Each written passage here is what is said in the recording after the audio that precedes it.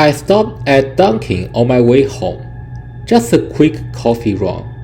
The drive-through line was long, but nothing unusual. When I finally got to the window, I felt it. Someone watching me. I turned. There was a guy in the car behind me. He wasn't ordering, just staring. I got my coffee and drove off, but at the next red light, I checked my mirror. He was still there. Every turn I took, he followed. When I finally pulled into my driveway, he drove by slowly. I haven't gone to that Dunkin since. I ordered a simple coffee and a donut. When I got to work and opened the bag, there was a handwritten note inside. "You should smile more. I bet you'd look pretty." No name, just a weird smiley face drawn in coffee stains. I felt sick. I never spoke to the employees, never gave my number, never did anything to stand out.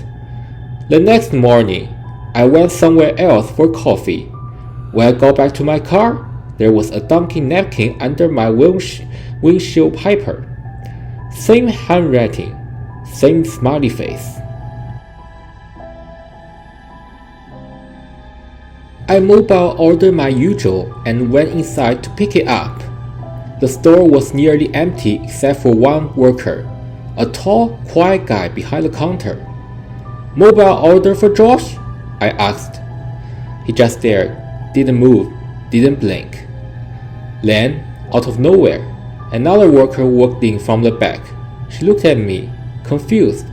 "Hey, sorry, I just got in. What's your order?" I turned back to the first guy. He was gone. There was no door behind the counter. No way he could have left that fast. When I asked about him, she frowned. "I've been the only one here since 6 a.m.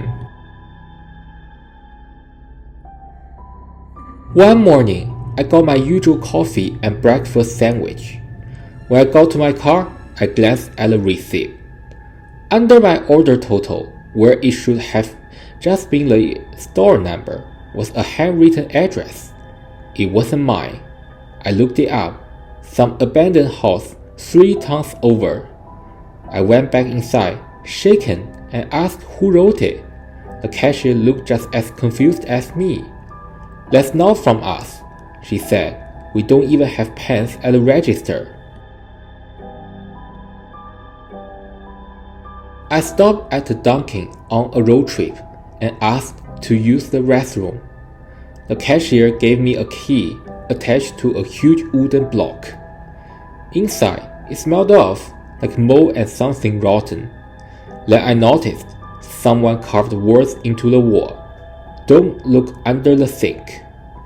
I hesitated, but my curiosity won. I crouched down, lifted the sink panel, and froze. There were old, crumpled up receipts. They had dates from years ago. I written on them in massive red ink. "Help me."